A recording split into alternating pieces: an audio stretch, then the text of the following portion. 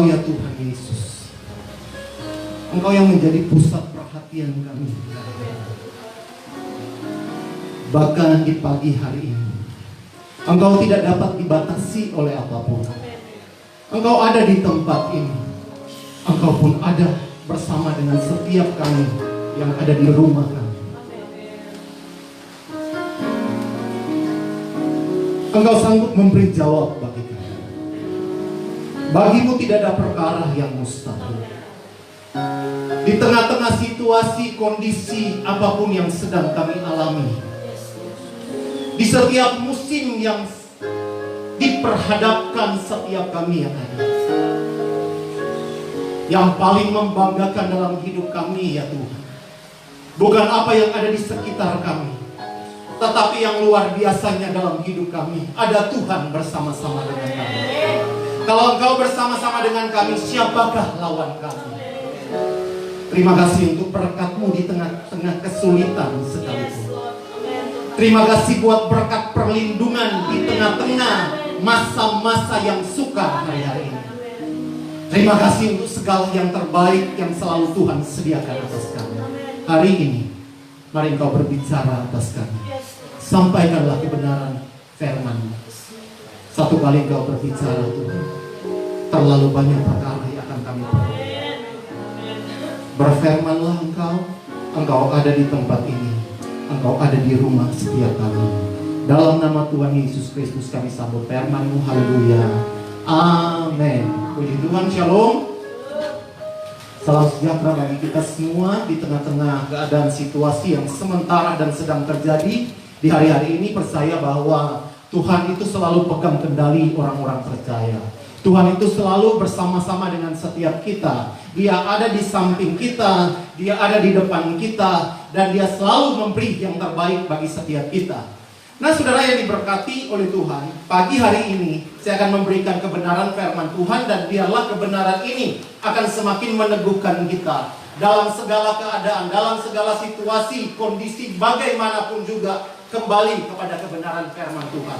Alkitab berkata bahwa langit dan bumi akan berlalu, tetapi perkataan firman Tuhan itu akan ada untuk selama-lamanya. Makanan kita, kata Yesus, bukan dari roti saja, tetapi Tuhan berkata makanan kita juga adalah lewat kebenaran firman Tuhan. Mari kita lihat Filipi pasal 4 ayat yang ke-13. Filipi pasal yang keempat ayat yang ke-13. Demikian kata firman Tuhan, segala perkara dapat kutanggung di dalam Dia yang memberi kekuatan kepadaku. Lagi sekali, segala perkara dapat kutanggung di dalam Dia yang memberi kekuatan kepadaku. Saudara yang diberkati oleh Tuhan, kalau kita lihat sejarah keadaan pengalaman hidup daripada manusia, kita tahu bersama bahwa kita tidak lepas dengan namanya dosa. Manusia tidak lepas dengan namanya penderitaan. Manusia tidak lepas dengan namanya kesengsaraan.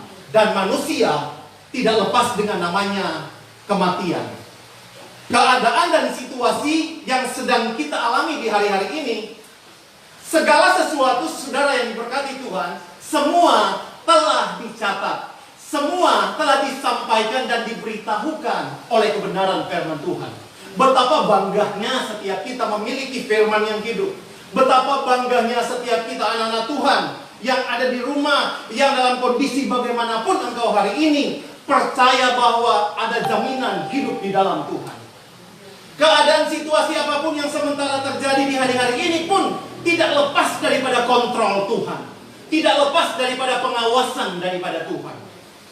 Saudara, kalau mungkin kita melihat di sekitar kita, kalau mungkin kita mendengar setiap berita, kalau mungkin kita melihat di setiap media-media massa, media sosial, ada begitu banyak yang menakutkan, memberi kita ketakutan, kecemasan, kekhawatiran di hari-hari ini. Belum lagi kalau kita kembali ke kota kita, katakanlah kota Manado, saudara. Kemarin lumayan banyak tertambahnya virus di Manado. Cukup menggoncangkan, cukup memberi ketakutan bagi kita semua. Bahkan saudara kekasih di dalam Tuhan, yang tadinya kita tahu bersama negara yang super power, yang tadinya aman, hebat, tapi pada kenyataannya beberapa hari kemarin juga harus dilanda dengan namanya kerusuhan hebat, saudara. Saya berani berkata kepada setiap kita, tidak ada tempat di dunia ini yang benar-benar aman. Tidak ada tempat di dunia ini yang memberikan jaminan dalam kehidupan setiap kita. Saat dunia tak bisa memberi jaminan, saat dunia saat-saat sekarang ini tidak bisa memberi jawaban kepada setiap kita, saya berkata dan Yesus berkata dengan pasti, Yesus Kristus hadir untuk memberikan jawaban dan kepastian dan jaminan bagi kita semua. Nah, saudara yang diberkati Tuhan, apa yang harus kita lakukan di masa-masa pandemi saat ini? Sebagai anak-anak Tuhan, apa yang harus kita buat di masa-masa sekarang ini? Apa yang Alkitab katakan? Apa yang firman Tuhan sampaikan bagi kita? Apa kiat yang Alkitab sodorkan kepada setiap kita sehingga kita boleh dikatakan aman di dalam Tuhan? Aman di masa-masa yang sulit ini. Kalau boleh, kita bisa lepas di masa yang sulit ini dengan selalu bersandar bahwa ada keselamatan menjadi bagian saya dan saudara dan keluarga kita. Apa yang harus kita lakukan di masa-masa sekarang ini? Apa yang Alkitab katakan supaya kita tetap bertahan, kita tetap kuat, saudara kekasih di dalam Tuhan. Saudara, kemarin kita boleh merayakan hari Pentakosta. Hari di mana Yesus telah naik ke surga. Kemudian ada satu janji yang harus kita ingat baik, bahwa Dia memberikan jaminan kepada setiap kita. Yesus berkata, aku memberikan apa? Roh Kudus sebagai sahabatmu, sebagai penolongmu, yang akan senantiasa menjagai engkau hari lepas hari, waktu lepas waktu. Mari izinkan kita mengerti bahwa ada Tuhan bersama dengan kita. Kita harus sadar sebagai orang percaya, ada Yesus yang ada bersama dengan setiap kita. Kita harus mengerti Roh Kudus yang selalu ada dalam hidup kita, yang ada bersama-sama dengan kita, yang bisa berbicara kepada setiap kita, yang terlalu mampu untuk selalu memberikan perlindungan yang hebat dan dahsyat di hari-hari ini. Nah, apa kiat kira-kira yang harus kita buat, kata firman Tuhan? Lihat di dalam 1 Tesalonika pasal yang kelima. Lihat ayat 16 sampai ayat yang ke-18. 16, 17, dan 18. Sederhana, saudara. Ini, mari kita lakukan ini. Mari ini jadi gaya hidup kita di hari-hari ini. Amin. Lihat 1 Tesalonika 5 ayat 16, 17, dan 18. Firman Tuhan berkata demikian. Bersukacitalah senantiasa, tetaplah berdoa, mengucap syukurlah dalam segala hal. Sebab itulah yang dikehendaki Allah di dalam Kristus Yesus bagi kamu, yang Tuhan mau hari-hari ini. Dalam situasi kondisi di waktu-waktu sekarang ini, mari kita buat tetap bersukacita, tetaplah berdoa, dan mengucap syukurlah dalam segala hal. Amin. Hal yang biasa, gampang, sederhana, tetapi banyak orang yang sulit untuk melakukannya. Kalau Anda mau hidup dalam kekuatan, terlindung dalam kuasa daripada Tuhan, mari hidup di dalam kebenaran firman Tuhan ini. Ada amin? Saudara kekasih di dalam Tuhan, di dalam ayat yang ke-16 di sini dikatakan apa? Bersukacitalah senantiasa. Senantiasa tanpa batas waktu. Apakah siang, apakah malam. Di waktu keadaan bagaimanapun tetap bersukacita. Amin. Sukacita bukan berarti sesuatu yang dibuat-buat, tetapi yang muncul, yang ada, keluar dari hati kita. Bersukacitalah senantiasa. Bukan hanya di waktu kita dipenuhi dengan segala kenyamanan, penuh dengan berkat, dan tidak mengalami sakit dan mudah kita bersukacita. Tetapi Tuhan berkata, bersukacitalah senantiasa. Ada kekuatan besar di tengah-tengah sukacita. Sukacita yang bukan hanya sekedar kita lihat, kita dapatkan di dunia, tetapi sukacita yang datang daripada Tuhan, yang dikerjakan oleh Roh Kudus. Alkitab berkata, Nehemia bilang begini, sukacita yang datang daripada Tuhan, itulah kekuatanku, itulah perlindunganku, kata Nehemia. Saudara yang diberkati oleh Tuhan, virus yang sedang terjadi atau wabah hari-hari ini belum ada obat sampai hari ini. Masih banyak penelitian, masih banyak penelitian. Tapi sampai hari ini belum ada obat paten. Belum ada yang namanya antivirus. Belum ada yang namanya vaksin. Belum ada. Namun dalam kebenaran firman Tuhan ini, saya teringat cerita, kalau tidak saya pernah saya sampaikan. Cerita daripada seorang Antonio de Melo. Dia bilang begini, saudara. Dalam ceritanya, dalam tulisannya, dia bilang begini. Suatu kali ada wabah yang sedang menuju ke satu kota, Damaskus. Nah, wabah ini ketemu dengan seorang bijak di padang gurun. Kemudian orang bijak ini bertanya kepada wabah ini, apa yang hendak engkau buat? Dan hendak kemana kamu? Kemudian wabah bilang begini, saya akan pergi ke kota Damaskus. Apa yang engkau buat di sana? Kata orang bijak ini, saya ke sana akan membunuh 1.000 orang yang ada di kota Damaskus. Maka pergilah ini wabah. Sekian lama dengan wabah yang ada, matilah 1.000 orang. Tetapi di waktu dia pulang kembali ketemu dengan orang bijak ini. Orang bijak ini berkata, sudahkah Anda melakukan misi yang Anda buat? Dia bilang, sudah. Dan saya telah membunuh 1.000 orang. Tetapi ini orang bijak bilang begini, kamu tidak membunuh 1.000 orang, tetapi kamu membunuh 50.000 orang. Kemudian dengan tegas ini wabah bilang begini, yang saya tahu dan saya yakini yang saya bunuh dengan wabah adalah berapa? 1.000 orang. Selebih dari 1.000 orang itu, mereka mati bukan karena wabah, tetapi karena ketakutan mereka. Nah, saudara kekasih, ini sangat menarik cerita ini. Bukankah Alkitab pun menulis, kalau kita lihat di dalam Lukas 21, lihat ayat 26. Lukas 21 ayat 26 bilang begini, orang akan mati ketakutan karena kecemasan berhubungan dengan segala apa yang akan menimpa bumi. Ternyata banyak orang akan mati oleh karena ketakutan dan kecemasan. Seberapa banyak kita orang percaya mengalami ketakutan, kecemasan, mengalami kekhawatiran berlebihan. Kita sering dengar bahwa dikatakan Alkitab bahwa burung di udara Tuhan pelihara, apalagi setiap kita. Persoalan yang dialami di bangsa ini bukan hanya masalah virus, saudara. Kita pun beberapa hari kemarin dikejutkan dengan ada gempa bumi dan sebagainya. Belum lagi di Norwegia, kalau saudara tahu, ada satu gundukan sekitar 650, panjangnya sekitar 650 meter, kemudian dalamnya ada sekitar 150 meter. Dari pegunungan kemudian dia longsor, saudara, ada 8 rumah di sana. Dia masuk ke laut. Hari-hari yang sangat mengejutkan. Di beberapa negara terjadi banjir besar. Di beberapa negara hari-hari ini pun juga ada kebakaran-kebakaran yang hebat. Ada pertikaian-pertikaian yang hebat. Dan banyak masalah yang sementara dan sedang terjadi di hari-hari ini. Karenanya Alkitab memberi jaminan atas kita. Alkitab memberikan firman yang selalu menyejukkan, memberikan jalan keluar, memberikan kekuatan di tengah situasi bagaimanapun juga. Ada amin? Apa yang kita buat, saudara? Bersukacitalah senantiasa. Alkitab berkata, saudara, bahwa konon orang melihat atau ada penelitian berkata bahwa dia temukan 365 kata jangan takut, jangan bimbang, jangan khawatir di dalam Alkitab.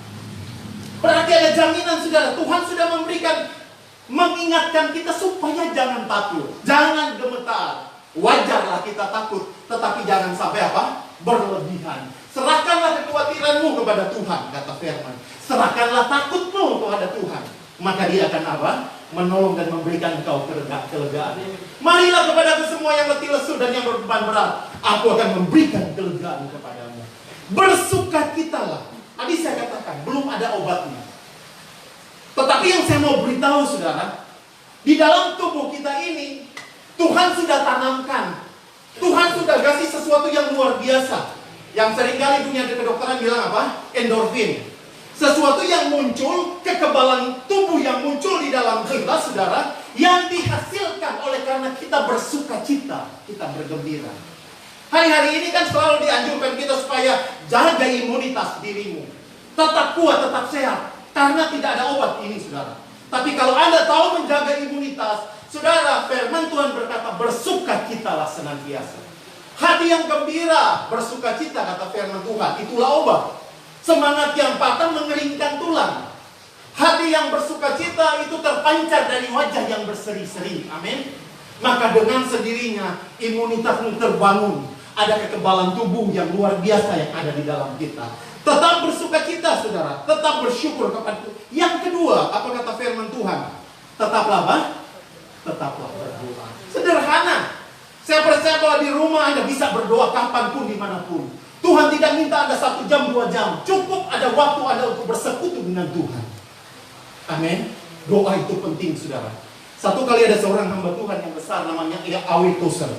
Satu kali dia sementara khotbah, selesai dia khotbah, ada jemaat langsung berdiri dan tanya, "Pak Pendeta, bolehkah saya bertanya?" Awi Tozer langsung berkata, "Silakan, apa yang hendak engkau tanyakan?" Dia cuma tanya begini, "Kira-kira Pak Pendeta, mana yang paling penting? Mana yang menjadi prioritas utama? Berdoa atau membaca firman?" Kemudian sudah dia kasih di dalam Tuhan, Awi Tozer tidak langsung menjawab, tapi malah dia apa? Dia balik tanya kepada jemaat ini, "Menurut kamu, mana yang lebih penting bagi seekor burung? Sayap kanan atau sayap kiri?" Ternyata saudara kekasih di dalam Tuhan, doa dan firman jangan sampai itu tidak jalan sama-sama. Sehingga kita jangan jadi timpang. Mendengar suara Tuhan tanpa firman, hati-hati saudara. Yang muncul akhirnya perasaan kita semata-mata. Bersama mendengarkan suara Tuhan dengan audible, langsung dari Tuhan. Hati-hati, bukan suara Tuhan yang nantinya kita dengar. Tapi kalau Anda tahu firman, siapa yang dapat menggugat firman Tuhan?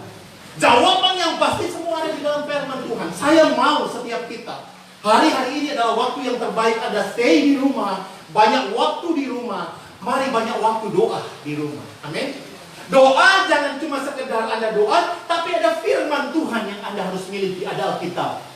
Kalau mungkin tidak ada Alkitab, jemaat Tuhan, maka itu sesuatu hal yang sangat-sangat menakutkan, saudara. Kalau jemaat di rumah jemaat tidak ada Alkitab. Saya tahu kita semua punya Alkitab. Tapi adakah Anda menggunakan Alkitab bukan cuma di waktu ibadah? Setiap saat Anda punya waktu dengan Tuhan. Amin. Ini sesuatu yang luar biasa dan ini sesuatu yang penting untuk kita ketahui bersama. Doa itu kan bahasanya pene hala Yahweh. Sama halnya dengan apa? Mengusap seorang anak, mengusap wajah daripada Tuhan. Mengusap wajah daripada orang tuanya. Bahasa doa atau penyembahan itu pun disebutkan apa? Proskuneo. Sama dengan mencium wajah Tuhan, mencium tangannya Tuhan. Jadi doa bagian daripada penyembahan dan pujian kepada Tuhan. Adakah kita lakukan hari-hari ini? Bukankah kita tahu berkata bahwa tidak ada yang mustahil bagi orang benar. Orang yang selalu berdoa, orang yang selalu datang kepada Tuhan. Tidak ada perkara yang mustahil. Bahkan Alkitab berkata, doa orang benar itu besar kuasanya. Mari mulai hari-hari ini. Jemaat Tuhan dimanapun engkau ada hari ini, mari kembali, adakah waktu-waktu kita untuk berdoa? Adakah waktu-waktu Anda dengan keluarga untuk berdoa? Adakah waktu-waktu kerinduan hatimu untuk mencari Tuhan lewat kebenaran firman Tuhan? Di waktu Anda berdoa, ada firman Tuhan. Di waktu Anda baca firman Tuhan, berdialoglah, berkomunikasilah dengan Tuhan. Dengarkanlah suara Tuhan. Apa suara Tuhan? Ada dalam kebenaran firman Tuhan. Lakukanlah itu setiap saat. Percaya, saudara akan terluput di masa-masa sukar ini. Amin. Saudara pasti akan terluput. Dan yang ketiga, yang terakhir, saudara, apa yang harus kita lakukan? 1 Tesalonika tadi berkata, ayat 18 di sini bilang begini, mengucap syukurlah dalam segala hal. Dalam keadaan segala kondisi, tetaplah kita mengucap syukur. Sebenarnya bagi setiap kita tidak ada alasan untuk kita tidak mengucap syukur. Berkat, tadi saya katakan, tadi pujian semua berkat. Berkat itu semua tetap kita dapatkan, amin. Tapi jangan bayangkan berkat itu cuma sekedar di waktu kita aman, nyaman. Di waktu kita berlimpah dengan uang kita. Tetapi di waktu pun Anda dalam kekurangan, berkat itu akan selalu ada juga dalam kita. Rasul Paulus bicara bahwa berkat itu juga merupakan kesengsaraan dalam hidupnya. Di waktu dia mengalami kesengsaraan, itu berkat untuk menguji imannya. Berkat juga dikatakan Rasul Paulus di waktu dia dirajam, di waktu dia terpaksa harus makan ataupun tidak makan, dia menderita, tetapi bagi dia itu suatu berkat di hadapan Tuhan. Mari saudara kita jadi dewasa di hari-hari ini. Masih bersyukur saudara masih bisa punya makanan. Ada orang sakit, ya boleh dikatakan sakit karena memang mereka lapar dan mereka sakit perut mereka. Tapi seberapa banyak kalau kita mau jujur, di rumah kita masih bisa makan. Bukan sakit karena lapar, tapi kekenyangan, saudara. Mari mengucap syukurlah dalam segala hal. Situasi kondisi apapun yang sedang kita alami di hari-hari ini, tetap mengucap syukur dalam segala hal. Artinya, waktu kita kenyang tetap bersyukur, di waktu kita lapar tetap bersyukur. Di waktu kita beribadah sementara waktu yang diizinkan hari-hari ini dalam live streaming, tetap bersyukur kepada Tuhan. Ada waktunya mungkin kita Tuhan bawa dalam perhimpunan orang percaya di gereja, maka kita pun tetap bersyukur. Dalam segala keadaan, mengucap syukurlah, bersukacitalah, dan tetap berdoa. Maka hidupmu akan tetap kuat di dalam Tuhan. Tuhan Yesus memberkati kita semua. Mari siapkan hati kita. Kita datang kepada Tuhan.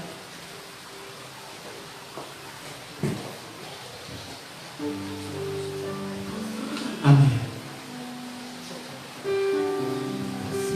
Sekalian kita siapkan hati kita untuk kita menerima tubuh dan darah daripada Tuhan Yesus lewat perjamuan yang kudus. Haleluya. Terima kasih Tuhan.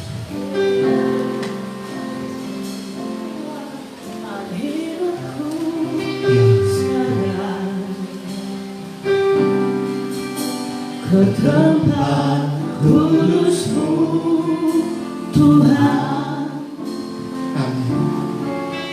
di mesa-Mu ku serahkan seluruh hidupku.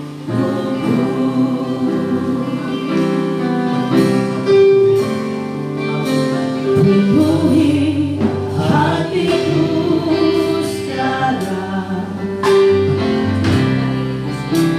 dengan urapan yang baru. Aku lebih lagi mengenal hidup kita untuk menerima Tuhan Yesus.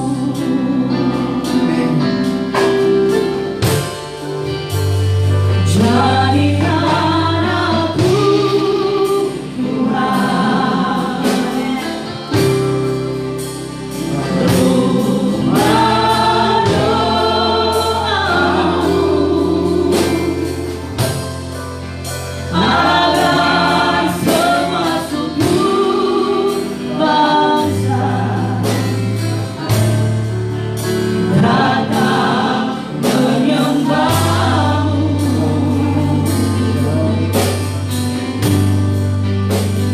Jadikan aku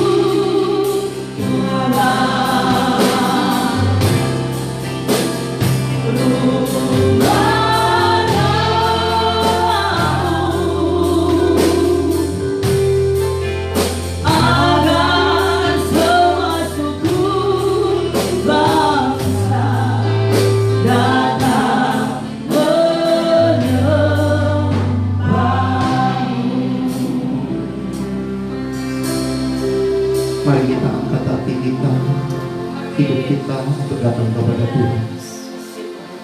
Bereskan hidupmu, saya dan saudara, kita tak lepas daripada dosa. Kita tak lepas daripada perbuatan. Tapi firman Tuhan berkata, darahnya yang sempurna dan kudus telah Dia curahkan di 2000 tahun yang lalu. Ya Tuhan Yesus, terima kasih buat firman. Biarlah setiap hari, setiap waktu Engkau meneguhkan janji dan firman-Mu bagi anak-anak-Mu. Sebab kami adalah anak-anak dari Gembala-Mu yang agung, ya Tuhan. Dan kami hanya mau mengikuti apa yang Engkau mau dalam hidup kami. Sebabnya Tuhan, biar di tengah-tengah keadaan situasi ini, hati kami tetap bersukacita. Kami tetap berdoa kepada Tuhan. Dan kami tetap mengucap syukur dalam segala keadaan.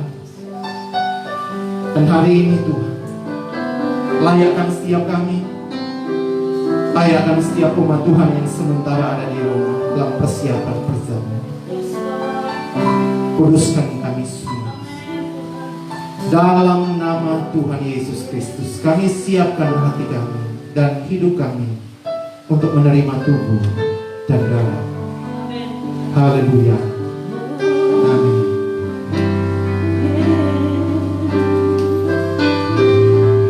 Telah kulihat bukti kasih-Mu, Kau menderita gantikanku. Dengan darah-Mu Kau selamatkanku. Diriku hidup menyerahkan-Mu. Telah kulihat bukti kasih-Mu, Kau menderita gantikanku.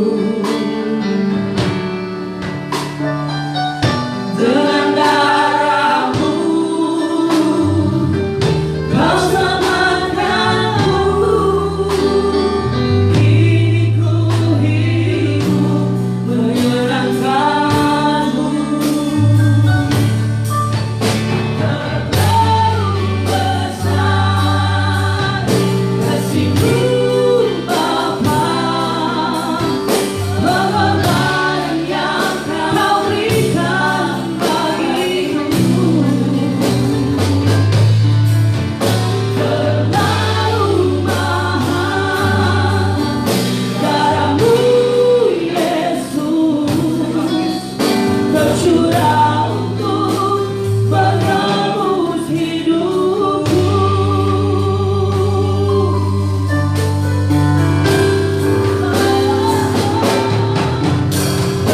Terlalu besar kasih-Mu, Bapa, pengorbanan yang Kau berikan Di rumah, bolehkah kau punya waktu yang belum kita berdiri? terlalu mahal darah-Mu, Yesus, tercurah untuk menebus hidupku. Terlalu besar kasih-Mu, Bapa, pengorbanan yang Kau berikan bagiku. Terlalu mahal darah-Mu, Yesus, tercurah untuk menebus hidupku. Mari dengan iman dan keyakinan kita bersama, kita angkat tubuh daripada Tuhan Yesus Kristus. Sesungguhnya penyakit kitalah yang ditanggung, dan kesengsaraan kitalah yang dipikul. Tetapi Dia tertikam oleh karena pemberontakan kita. Dia diremukkan oleh karena kejahatan kita. Ganjaran yang mendatangkan keselamatan bagi kita ditimpakan kepadanya, dan oleh bilur-bilurnya kita menjadi sembuh. Bilur-bilurnya yang berdarah membersihkan kejahatan kita, supaya kita yang telah mati terhadap dosa dan hidup untuk kebenaran. Firman Tuhan berkata, dan sesudah itu Ia mengucap syukur atasnya, Ia memecah-mecahkannya dan berkata, inilah tubuhku yang diserahkan bagi kamu. Perbuatlah ini menjadi peringatan akan aku. Kita makan dalam nama Tuhan Yesus Kristus.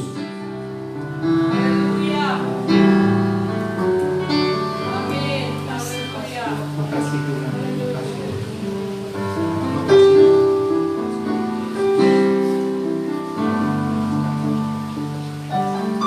Mari dengan iman kita angkat anggur yang adalah darah daripada Tuhan Yesus Kristus.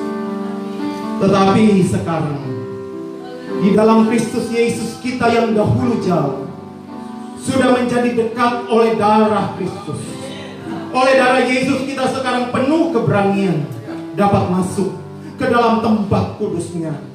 Sebab di dalam diri Dia ada oleh darahnya kita beroleh penebusan, yaitu penebusan dan pengampunan dosa menurut kekayaan